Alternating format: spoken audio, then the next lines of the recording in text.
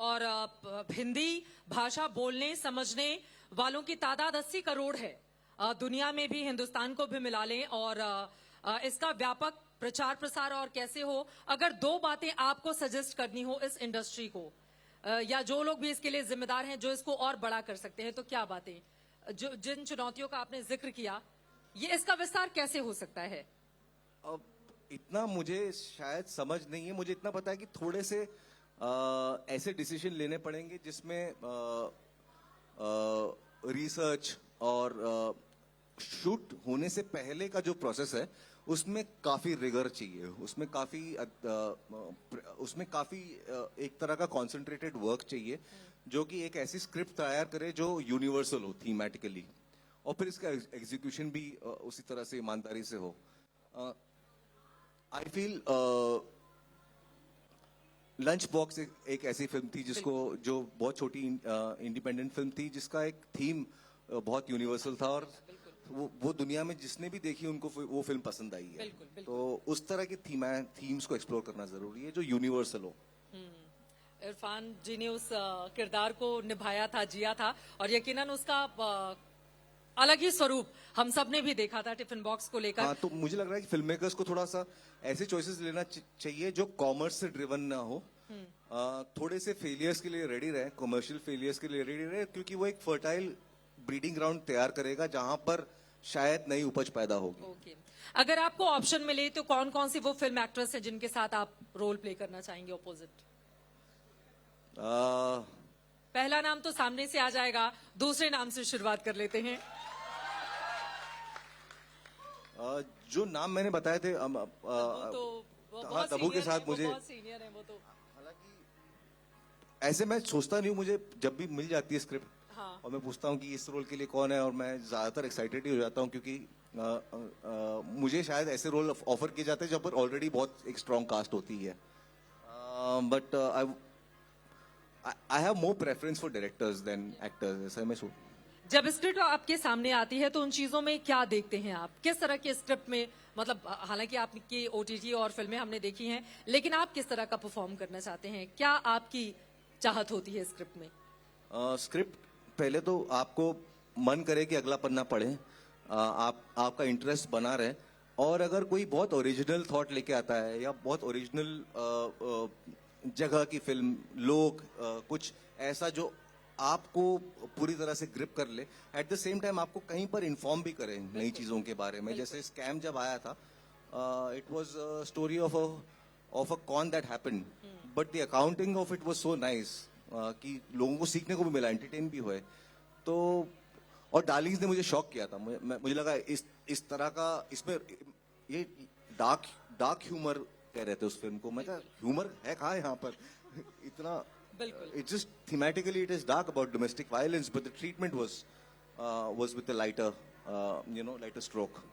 Even The Heart, for that matter, उसमें I think पहला ऐसा एक comprehensive एक serial killer का functioning का एक स्टोरी थी, जो कि उसका मारने का तरीका बहुत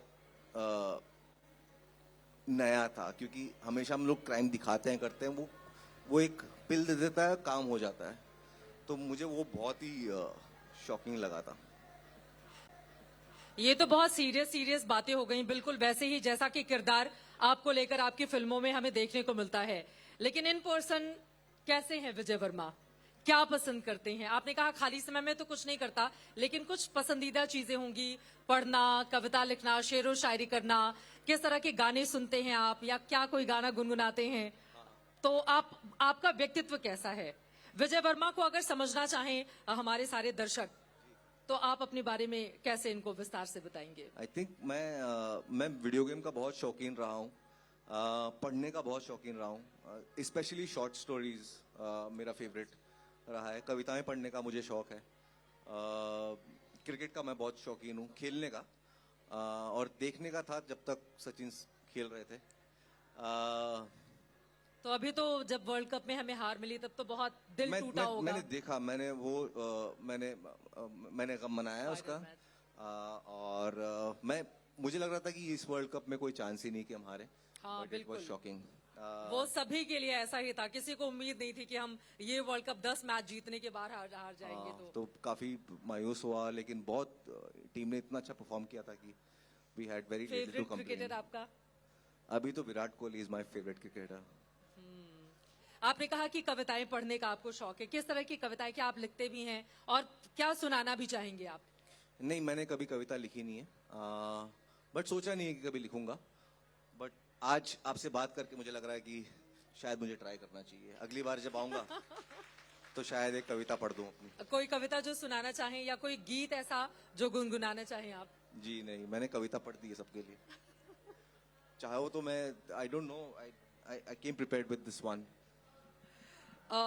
बहुत सारी बातें आपसे विजय बातचीत के दौरान ऐसी ही लग रही हैं कि एकदम बिल्कुल सीरियस, और ऐसे ही हो कि आप डायरेक्टर प्रोड्यूसर के सामने जाते हैं तो फिर वो आपको इसी रोल के लिए कि कहते हैं इसमें ये बिल्कुल परफेक्ट है। अब मैं आपसे जानना चाहूंगी, जब हम नेगेटिव किरदार में होते हैं और पब्लिक के बीच जाते हैं तो उस समय चूंकि उन्होंने हमें पर्दे पर उसी तरह से देखा होता है तो लोग वैसा ही बिहेव करते हैं। पुराने कई लोगों को उनकी कहानियां हमने सुनी हैं अलग अलग मंचों पर जब वो आते हैं, तो क्या आपके साथ भी कभी ऐसा घटित हुआ है कि नेगेटिव किरदार में देख के लोग कहते हों कि ये तो वही लड़का है जिसने आलिया को बहुत मारा था?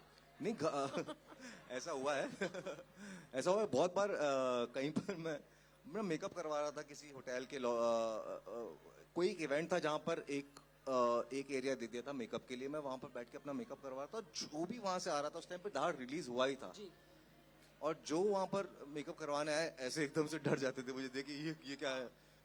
And they most of them were watching show, वो मेरा ही शो देख रहे थे और वो मुझसे घबरा के डरे हुए थे मुझे शो में देख के। और जब सामने एकदम से दिख गया तो काफी लोग घबरा जाते थे। जब स्पेशली रिलीज के आसपास ज्यादा घबराहट होती थी लोगों को।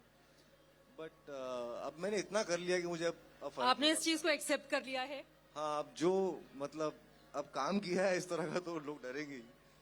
आगे बढ़ते हुए कुछ गुनगुनाना, मतलब सभी सुनना चाहते हैं आपको, तो कोई गीत, कुछ गाने जो आप गुनगुनाना चाहें? मतलब आप सीरियसली आप लोग डैमेज होना चाहते हैं तो सब तैयार हैं, वो बिल्कुल आपको सुनने के लिए बेकरार हैं और कह रहे हैं बिना सुने जाने नहीं देंगे। जोरदार तालियां बजाइए, नहीं। जरा बताइए कि पब्लिक क्या चाहती है। ब्रो नहीं, मतलब तुम लोग लग रहा है कि अच्छा गाएगा, बहुत मजा आएगा। नहीं, मैं बहुत खराब गाता हूँ। हम लोग खराब सुनने को तैयार हैं।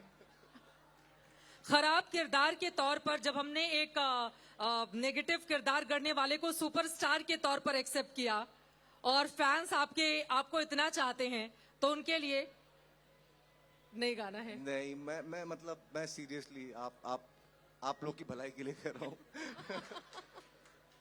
ठीक है। बॉलीवुड में अभी मौजूदा वक्त में हम सबने देखा है चुनौतियां कोरोना काल के दौरान बहुत बढ़ गई थी, लेकिन उसके बाद पठान आई, फिर सनी देओल की फिल्म आई, कुछ और फिल्में आई जिसके बाद बॉलीवुड में कमबैक किया है फिर से बड़े पर्दे पर। तो आपको लग रहा है कि धीरे धीरे ही सही लेकिन उन चुनौतियों से अब कम से कम बॉलीवुड के लोग निकल रहे हैं और अच्छी चीज है कि लोग अपने घरों से, क्योंकि कोरोना में हमने देखा था इंडस्ट्री को बहुत बड़ा नुकसान पहुंचा था। आपकी जिंदगी वो 2 साल कैसे गुजरी? मिर्जापुर उसी समय हम सबने देखा, तो उसके बारे में अगर आप बताना चाहें। हाँ, इंडस्ट्री एक ही इंडस्ट्री नहीं सभी के लिए प्रभावित हुई थी कोरोना के चक्कर में। सारे इंडस्ट्रीज प्रभावित हुए थे। इनफैक्ट एक ऑडियंस को आदत पड़ गई थी घर पे बैठ के देखनी थी, तो वो कुछ 1-1.5 साल लगा लोगों को घर से निकालने में। और अब आ रहे हैं लोग, तादाद में आ रहे हैं। सारी फिल्में, ज्यादातर फिल्में चल रही हैं, हिंदी की चल रही हैं, बाकी भाषाओं की चल रही है। तो माहौल तो बहुत अच्छा हो गया, वापस सिनेमा जाने का माहौल हो गया, जो मुझे बहुत इस बात की खुशी है। बाकी कोरोना में तो मेरे ख्याल से वहीं से शुरू हुआ था कि कुछ नहीं करने में जो मजा है वो कोरोना में ही मैंने पहली बार महसूस किया था कि कुछ है नहीं करने को। There is nothing to look forward to. You just have to spend this next 24 hours as easy and as बिल्कुल। काफी चीजें सीखने को मिली उस टाइम पे। मैंने ऑनलाइन कोर्स किया साइकोलॉजी का। मुझे लग रहा था, मैं was always interested in the subject. मैंने योगा शुरू किया, मैंने थेरेपी शुरू की, मैंने काफी चीजें शुरू की योगा लॉकडाउन के टाइम पे। एक फैशन आइकॉन के तौर पर भी आपने बहुत जगह बनाई है अपनी, तो इसके लिए भी क्या कुछ खास एफर्ट करना पड़ा या सुपरस्टार बनने के बाद ये चीजें खुद में आ जाती हैं? आई थिंक जब पहले भी मैं कुछ अपने हिसाब का ही पहनता था, लेकिन पहले मुझे मीडिया की आंख मेरे पे थी नहीं। बट डार्लिंग्स के रिलीज के टाइम पे बहुत सारे शायद आंखें मुझ पे पड़ी और शायद चीजें सामने हैं, और ये भी हो सकता है कि शायद मेरे पास पहले रिसोर्सेज बहुत कम थे, तो क्या तो मैं कर लेता पैशन। आलिया भट्ट के साथ काम करने का किस तरह का एक्सपीरियंस रहा? आलिया के साथ काम करना है इज बिकॉज मैं गली बॉय करके आया था, मुझे हाँ, पता है उनके बिल्कुल, साथ काम करने का मैं बहुत मजा आएगा। वो बहुत ही सिंसियर एक्टर है, बहुत सिंसियरिटी और उनका डेडिकेशन नेक्स्ट लेवल का, और बहुत इन्वॉल्व है स्क्रिप्ट में, हर चीज जानती हैं कि वो यहाँ ये करेगी तो आगे क्या फर्क पड़ जाएगा, और वो तो she maintains a very beautiful graph of her character in the entire story, and she was producing this one, so it's very easy to work with her, and at the same time उसके उनके दो take एक जैसे नहीं होते हैं, तो मैं आपको भी तैयार रहना पड़ता है कि इस बार क्या कह रहे हैं, गूगली आएगी या फास्ट वाली आएगी या ऑफ ब्रेक आएगी, तो उसके हिसाब से खेल सकते हो आप। तो बहुत ही धमाकेदार प्लेयर है वो। अब यकीनन मौजूदा वक्त में हम सब जानते हैं कि उन्होंने कम उम्र में किस तरह की शोहरत हासिल की है। अब जरा चलते चलते हमारे जो यूथ यहाँ पर बैठे हुए हैं, उनको अगर आपकी तरह बनना हो तो विजय वर्मा बनने के लिए क्या करना होगा? उनको किस तरह से आप मोटिवेट करना चाहेंगे, जो सामने लोग बैठे हुए हैं? यार पहली बात तो किसी की तरह बनना ही नहीं चाहिए,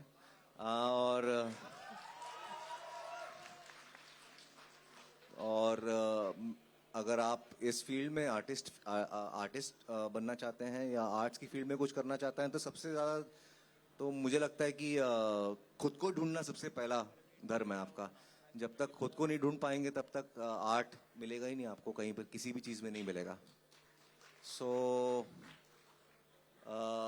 और बाकी और अपने संघर्ष को, क्योंकि आपका एक बहुत बड़ा संघर्ष रहा है, तो उससे निकलकर आज आप इतने बड़े मुकाम तक पहुंचे हैं। वो मैंने नसीर साहब से सीखा है कि उन्होंने बोला कि अगर एक्टर बनना है तो कोई दूसरा प्लान बी नहीं होना चाहिए लाइफ में। जिस दिन आपका प्लान बी है, आपका प्लान ए एक्टर बनने वाला प्लान फेल हो जाएगा, क्योंकि बहुत मुश्किलें आएंगी, बहुत अड़चने आएंगी, बहुत सारे राह में रोड़े आएंगे, बहुत ऐसे दिन होंगे जब आपको मन करेगा कि शायद छोड़ दूं। इट्स निराशा काफी हो सकती है इस प्रोफेशन। तो उन्होंने बोला कि जिसका प्लान बी है वो अभी से प्लान बी पकड़ ले। सबसे मुश्किल वक्त आपका, और सबसे चैलेंजिंग रोल, और सबसे अच्छा वक्त जो अभी तक का रहा हो? सबसे मुश्किल वक्त आई थिंक वो जो समय था जब मॉनसून शूट आउट मैंने शूट कर ली थी, और वो फेस्टिवल, कांस फेस्टिवल में प्रीमियर हो गया था उसका, उसके बाद रिलीज नहीं हुई, और बहुत टाइम तक मैं वेट करता रहा कि ये फिल्म आएगी और मेरा जीवन बदल जाएगा। वो आई नहीं, और उस इंतजार में मेरा काफी समय निकल गया, और फिर उसके बाद मुझे छोटे छोटे रोल करके वापस अपने आप को खड़ा करना पड़ा। तो वो काफी मुश्किल समय था, काफी चैलेंजिंग रोल मैं कहूँगा। आई थिंक शी करके एक शो है नेटफ्लिक्स पे, किसी ने देखा है तो शी, वो काफी एक अतरंगा सा कैरेक्टर था जो बहुत मुझे दिक्कत हुई समझने में पहली बात, और फिर निभाने में भी मजा आया। लेकिन और क्या था आपका सवाल? मैंने ये भी पूछा कि अब तक का सबसे अच्छा वक्त। अच्छा वक्त, I think I am living in my best time right now. क्या क्या खास है उसमें? सब चंगा उसके सी, बारे में बताइए जरा। सब चंगा सी। अब इन लोगों को इंतजार होगा, इस पंकज त्रिपाठी भी जब मिलेंगे उनसे भी ये सवाल होगा, या मिर्जापुर सीरीज में काम करने वाला कोई भी शख्स मिलता है तो सब लोग पूछते हैं अगला सीजन कब आने वाला है, आएगा या नहीं आएगा, उम्मीदें क्या रखी जाए इसको लेकर?